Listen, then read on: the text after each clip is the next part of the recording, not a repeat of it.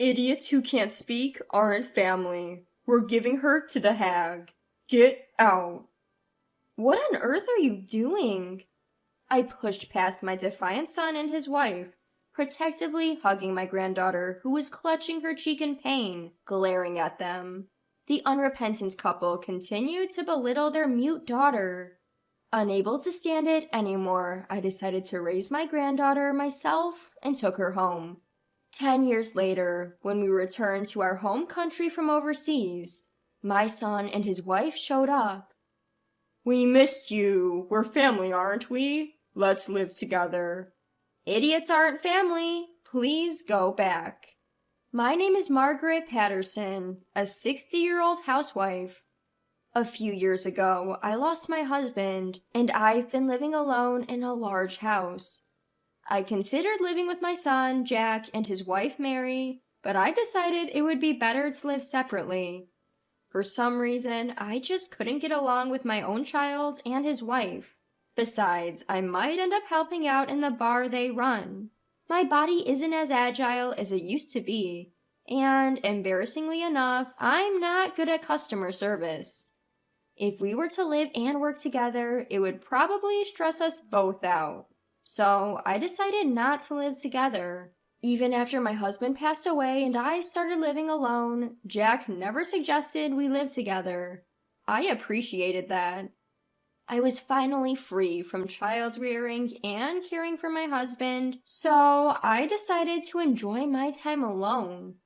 But once I started living alone, it was lonelier than I had thought. I didn't have any hobbies or friends, as I had spent all my time on housework, child rearing, and caregiving. I spent every day watching reruns of TV dramas to pass the time. Even when I tried to establish new habits, they didn't last long. For me, living such a boring daily life, the presence of my two granddaughters was very significant. Emily, the eldest, is 10 years old, and the second daughter, Lily, is 6 years old. They're both very cute girls. Emily is beautiful and good at acting like an adult. On the other hand, Lily is a bit clumsy and quiet. She's often compared to her beautiful and mature older sister, and she feels lonely. I love both of them, but I was particularly on Lily's side. I could see that she seemed to be disliked by both her parents and Emily. My son and his wife, Jack and Mary, would bring my granddaughters to visit about once every 2 months. Grandma!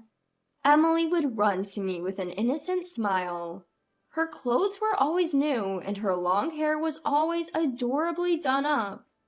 On the other hand, Lily's clothes were always Emily's worn-out hand-me-downs. Her hair was also left untamed and messy. Lily loved to talk and was chatty since she started to speak. But recently, she became quieter, and unlike Emily's bright smile, Lily often looked down with a gloomy face. After greeting Emily with a "nice to see you," I crouched down in front of Lily and spoke to her. Lily, dear, welcome. Thank you for coming. I prepared some of your favorite sweets today. Let's eat together. Grandma, what about my sweets? Of course, I have yours too. Let's go. As I held hands with the girls, Jack and Mary got out of the car and called out to me. Hey, Mom, long time no see. Here's a souvenir.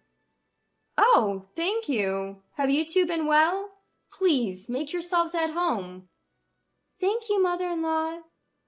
I welcomed my son and my daughter-in-law and granddaughters into my house, served them tea and sweets, and entertained them. Jack and Mary would talk only with Emily and not pay any attention to Lily. Whenever I tried to speak to Lily, Emily would interrupt, or Jack and Mary would start a different topic. I was concerned about their attitude towards Lily, but I thought it best not to interfere too much and just kept an eye on them. However, I would later regret this approach. One day, I had plans to visit Jack and Mary's house and brought along some sweets that they and the girls liked. Upon arriving at their house, I reached out to ring the doorbell. Just then, I heard Jack yelling something from inside the house. "Why don't you say something instead of just being quiet?" I was shocked. As I reached for the front door, it opened easily.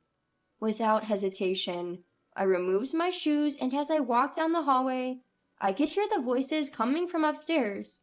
You know it's because you don't talk at school that I'm being embarrassed, right? As I climbed the stairs, the shouting continued, followed by a sharp, dry sound. Upon opening the door from where the sound came, I found Jack and Mary scolding Lily, who was sitting on the floor, while Emily was waving her hand as if in pain.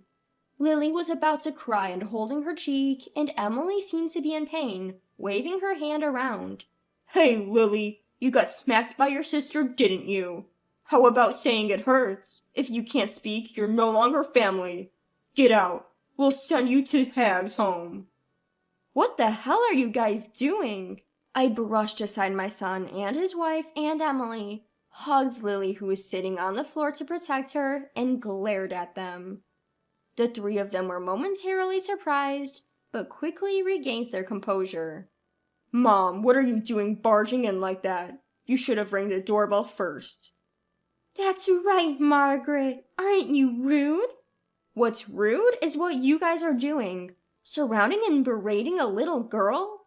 Jack, aren't you a father? Aren't you ashamed to mistreat your child? And Emily, why did you hit your sister? For the first time, I scolded Emily loudly. She seemed scared for a moment, but lowered her head and said, "'Cause..." Mary pulled Emily towards her, hugged her, and glared at me. "Please don't blame Emily." I glared back without backing down. Protecting Emily, who hit her sister, is not the right response for a mother. Jack, who was watching, pointed at me and yelled, "Mom, what are you thinking? Get away from that idiot." The idiots are you guys. Apologize to Lily. Huh? Who's going to apologize? Neither Jack, Mary, nor Emily seemed to show any remorse and relentlessly insulted Lily. Lily, who was in my arms, was grabbing my clothes weakly with a vacant look on her face. Had they been doing this to her all along? Before I could think, I lifted Lily and declared, "I will take care of Lily. I can't leave her here." Leaving the three stunned people behind, I stormed out of the room. After standing still for a while, Jack came running up with a smirk on his face. "Thanks, Mom. I didn't know how to handle this mute."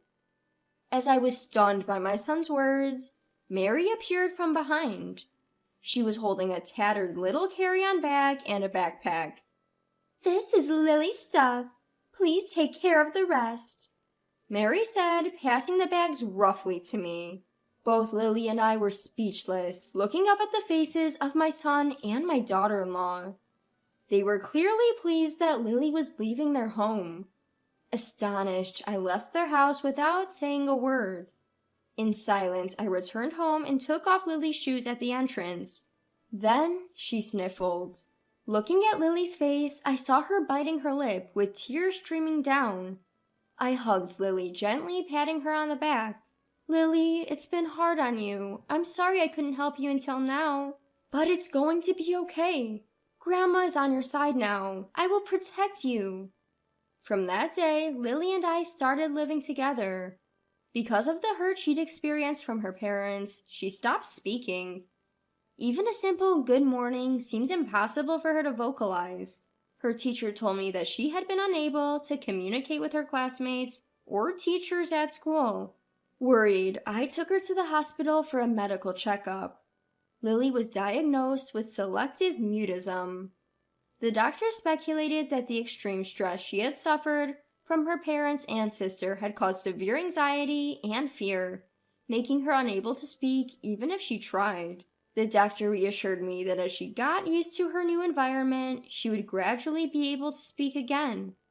On the way home from the hospital, I bought Lily a cute notebook and a pen. "Listen, Lily, if you have something you want to tell me or anyone else, write it in this notebook. Draw pictures or write words. Then try to voice the words you wrote. Even just a little at a time, okay? Lily quickly opened the notebook and began writing with a pen. As I silently watched, she showed me the page she had been writing on. On it were the words, "Thank you, Grandma," along with a sketch of my face. Lily opened her mouth and tried to say, "Th, th," but she couldn't get the words out and looked down, disappointed. "Lily, you're doing great. Keep it up one step at a time. Well done. Gold star for you." As I patted her head, Lily looked up and managed a faint smile. She started using the notebook and pen I bought for her to communicate at school. I guess she's gaining confidence. She gradually learned to speak, and 2 years later, she could speak normally. Grandma, today at school. The moment Lily returned home, she'd report to me about the happenings at school. Seeing how she'd fully recovered and was brimming with life put my mind at ease. Then, one day, I visited the school for a 3-way conference. Upon entering the classroom, a kind-looking teacher greeted us. Both Lily and I responded with a "Hello, teacher," and took our seats. As I discussed Lily's behavior at school and at home, she shyly squirmed in her seat. "Lily's grades have been consistently improving since last year. Take a look at this," the teacher said, showing us her report card. The chart indicated a steady upward trend since she began living with me and had shot up significantly recently. I'm sure it's because she's so dedicated to studying. She's been reading difficult books and solving complex problems almost every day, I explained, patting Lily's head. Ever since she learned to speak, she'd been passionate about studying. At home, she'd delve into complex books and study, and on test day, she'd present me with perfect scores. I framed and hung all her perfect test papers, looking at them with a sense of pride. I see. In that case, how about taking an IQ test at the hospital? Suggested the teacher. IQ test? When I asked for clarification, the teacher explained, Lily might be gifted. Gifted refers to children who are naturally very intelligent. Lily seemed to be just as smart, if not more so, than an adult. The teacher suggested that it might be worth getting an IQ test done so that we could provide an educational environment suitable for her exceptional talents. So I immediately took Lily to the hospital for an IQ test. As the teacher had suspected, Lily was indeed gifted. I was amazed to find out that Lily had such an amazing ability. When I asked her, "How did you find the studies in elementary school? Is it fun?" she responded with a bored expression. Well, to be honest, it's too easy and I find it boring. I want to study something more challenging, but if I tell the teacher, they get confused. Hearing her words, I started to ponder. I wondered if Lily could pursue the kind of studies she wished for in America.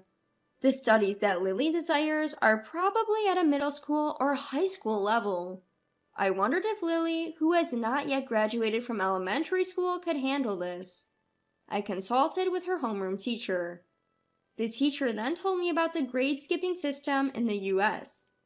The teacher suggested that if Lily went to America, she could pursue the study she desired. It reminded me that my late husband's brother was working in America. I hadn't been in touch with him since my husband passed away, but he might be able to help. As soon as I reached out and consulted with him, he said he would support our life in the U.S. Relieved, I suggested to Lily the idea of studying abroad in America. I want to go if it's with Grandma, but I want to graduate from elementary school with my friends first. All right, I understand. I'll also learn English by the time you graduate. At that response, Lily smiled relieved. She made many memories in elementary school and graduated without any issues. Since we exchanged contact information, she can communicate with her friends even overseas. I decided not to mention the study abroad plan to Jack and Mary. I thought they might try to take her back if they found out Lily was gifted in order to use her. Lily quickly adjusted to life in the U.S. and studied by skipping grades. I supported her with all my might. When I saw Lily saying, "Studying is more fun than before," I truly felt glad that we came to the U.S. Her talent is truly incredible. After a few years of studying in the US, she enrolled in Harvard University, studied business, and before I knew it, she had started her own company. I want to repay my grandma, Lily said enthusiastically. For me, she's already repaid me enough. After all, Lily has grown up and become a wonderful adult. Her achievements were featured on American news, spread worldwide, and she became a celebrity. In all likelihood, Lily's name is known in the worldwide as well. I wonder what Jack and Mary think of her achievements. I would be happy if they regret how they've treated her. 10 years after Lily started her company, for work reasons, Lily and I returned back to our country. We rented a new apartment, and while we were living there, the doorbell rang. I thought it might be a circulated notice, and without any suspicion, I opened the door. "It's been a while, Mom. Have you been doing well?"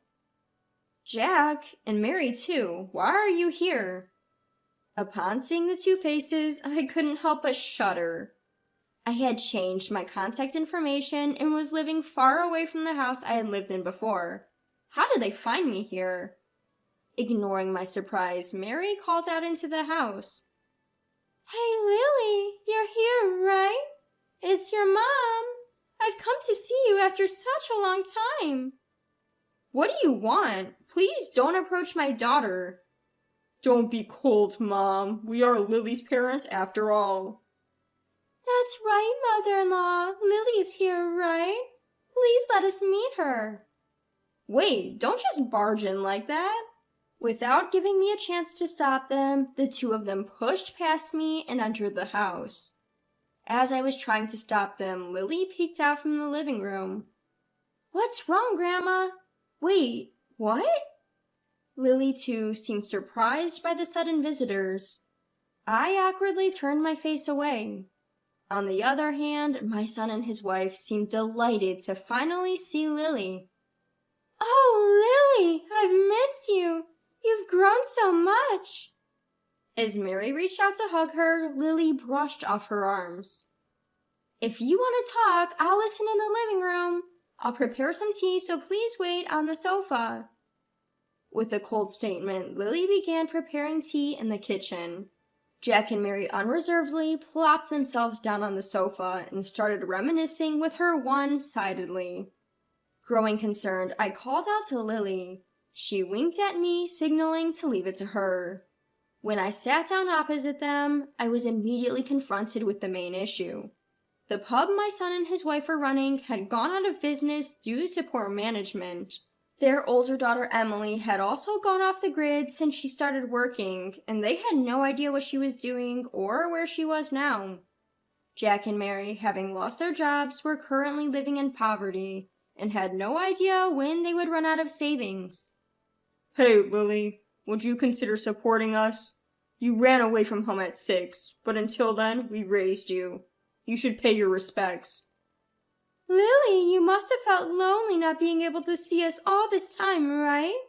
But let's live together from now on. Let's create memories as a family, making up for the time we were apart." I couldn't stand to watch my son and his wife pathetically pleading with Lily. While it pains me to say this about my own son, I just can't understand how he turned out this way. Where did I go wrong in raising him? Lost in my own guilt, I was snapped back to reality by Lily's voice. "Idiots aren't my family. My only family is Grandma. Please see yourselves out." She wore a cool smile I had never seen before. "But Lily—" "Wait, please." Regardless of their pleas to live together, Lily didn't budge. She forcefully pushed them out the front door, locking it with a definitive click. Looking out the window, I could see my son and my daughter-in-law slinking away with slumped shoulders. "Grandma, what is it, dear? Should we move?" With those words, she laughed. She apparently had been secretly planning to build a house for us to live in together. She designed it with accessibility in mind for my sake. "Thank you, Lily." As I thanked her, she blushed and gave an embarrassed laugh. Several months later, we moved into our new home. Thanks to the accessible features Lily planned, I'm living comfortably. Our shared memories are framed and displayed on the walls. Even the notebook and pen we bought when we first started living together are there. Every time I see them, I'm moved to tears. Today, I think I'll make Lily's favorite dish for her. With that thought, I headed to the kitchen to start cooking.